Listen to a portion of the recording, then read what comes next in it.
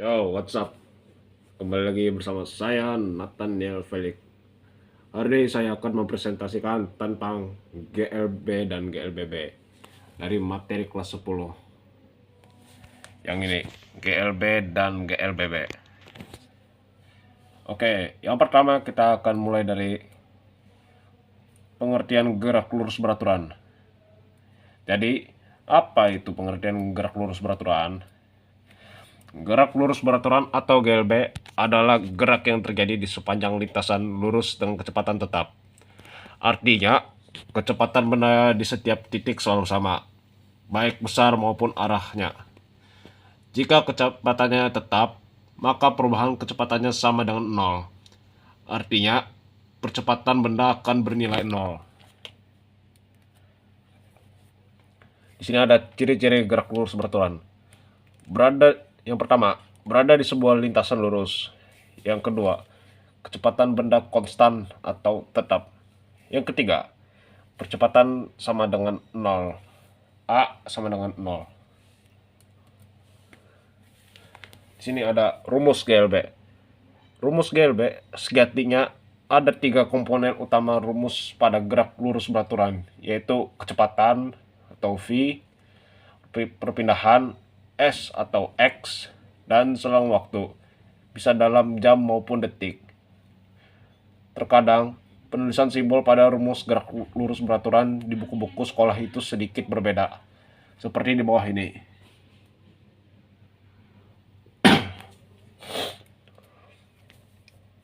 Sebagai catatan, jarak tempuh dan waktu tempuh dapat dihitung dari mengurangi waktu atau posisi akhir dengan waktu atau posisi awal, seperti ini. Jadi ini adalah contohnya seperti gini. Di sini ada grafik posisi waktu. Grafik di bawah ini menggambarkan hubungan antara posisi dan waktu pada gerak lurus beraturan. Jadi rumusnya seperti ini, bisa dilihat dari sini. Grafik kecepatan waktu. Grafik GLB kecepatan waktu. Di sini ada catatannya, V sama dengan kecepatan, T adalah waktu. Tapi ini hurufnya kecil semua. Jadi kalau hurufnya besar dia bakalan berbeda.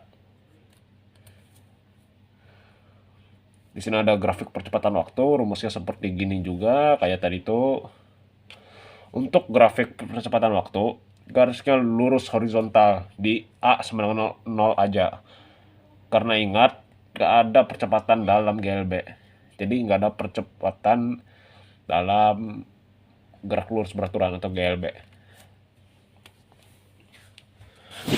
Contoh gerak lurus beraturan dalam kehidupan sehari-hari. Kira-kira apa aja benda di dunia yang bergerak lurus beraturan? Salah satu contoh gerak lurus beraturan yang stabil adalah gerak bulan yang mengitari bumi dan planet yang mengitari matahari. Selain itu, berbagai kendaraan yang bergerak dengan kecepatan konstan pun juga bisa jadi contoh GLB. Namun, kendaraan pasti berubah-ubah kan ketika bergerak. Awalnya diam, lalu mulai bergerak. Baru deh bisa bergerak dalam kecepatan stabil. Hingga akhirnya melambat dan berhenti. Nah, ketika sebuah kereta misalnya bergerak dengan laju konstan, kereta tersebut bisa menjadi contoh gerak lurus beraturan. Tapi, ketika kereta tersebut sudah mau berhenti dan melambat, kereta itu nggak bergerak lurus beraturan, melainkan bergerak lurus berubah beraturan, atau juga bisa disebut GLBB.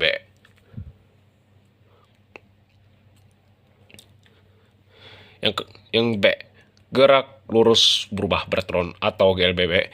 Ini sorry ya, belum ditulis GLBB di sini.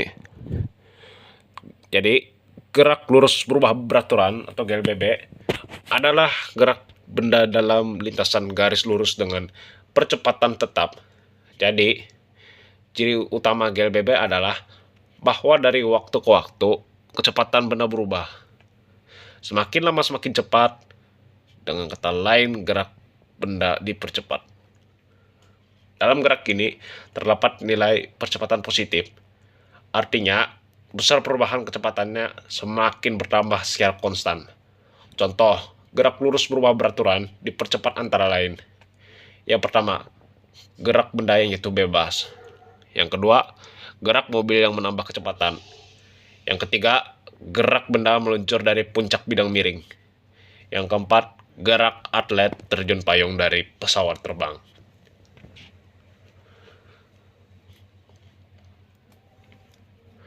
Di sini ada rumus GLBP. Beberapa rumus GLBP ini sebagai berikut. Nah, bisa dilihat rumusnya sebagai begini.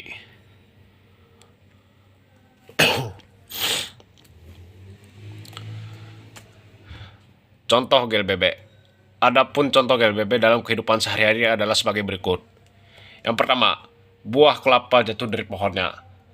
Yang kedua, proses pengereman sepeda motor, mobil, dan alat transportasi lainnya. Yang ketiga, gerak jatuhnya pemain parasut. Yang keempat, gerak atlet yang sedang lari cepat. Yang kelima, gerak sepeda di jalan miring.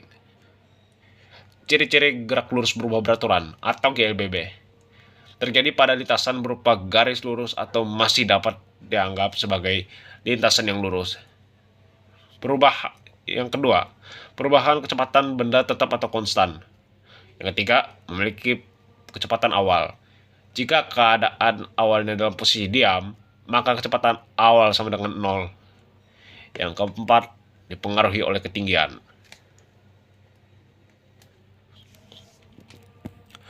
Contoh soal GLB. Nomor 1. Motor bergerak dengan kelajuan 10 mph. Maka waktu yang diperlukan untuk menempuh jarak 30 km adalah diketahui kelajuan V sama dengan 10 ms. Jarak atau S sama dengan 30 km sama dengan 30.000 meter. Itu kalau kilometer jadi ke meter. Jadi jawabannya V sama dengan S per T sama dengan 30.000 per 1 sama dengan 3.000 second. Jadi waktu yang diperlukan itu adalah 3.000 second.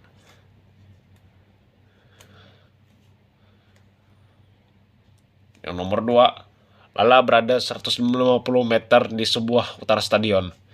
Dia bergerak dengan kecepatan konstan sebesar 12 meter per s selama 1 menit ke arah utara. Tentukan posisi Lala terhadap stadion dan jarak yang ditempuh selama waktu tersebut. Jadi cara menghitungnya diketahui X0 sama dengan 150. M-nya nggak ada, V-nya sama dengan 12 M per S, T sama dengan 60 detik. Maka posisi, ini sebenarnya kesalahan teknis ya.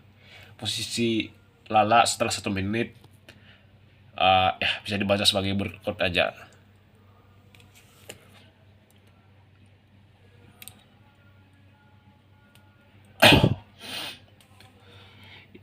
Nomor 3, EET mengendari sepeda motor dengan kecepatan 45 km per jam. Jarak yang ditempuh EET selama 1 menit adalah diketahui V sama dengan 45 km per jam sama dengan 45.000 M per 3.600 S sama dengan 12,5 ms. T sama dengan 1 menit sama dengan 60 second. Ditanyakan S, yang ditanyakan jadi adalah S. Jadi jawabannya S sama dengan V kali T sama dengan 12,5 M per S kali 60 S sama dengan 750 meter. Jadi jarak yang ditempuh Adi selama ini sebenarnya EET ya namanya, di kesalahan teknis. Ditempuh EET selama 1 menit adalah 750 meter.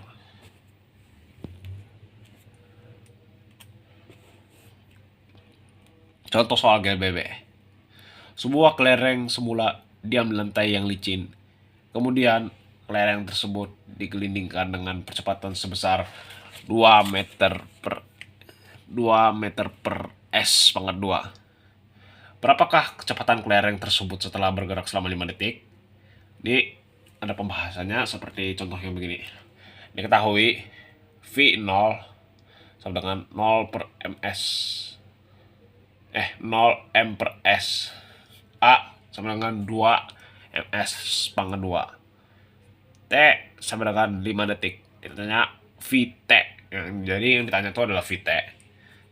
Jadi cara jawabnya, rumus yang dapat kita gunakan dengan data tersebut adalah VT sama dengan V0 plus A kali T.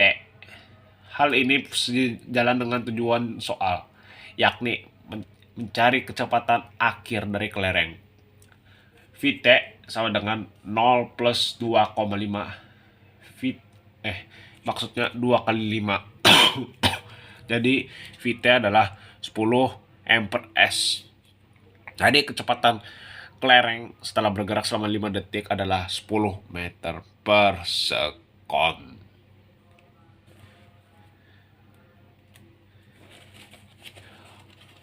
Oke.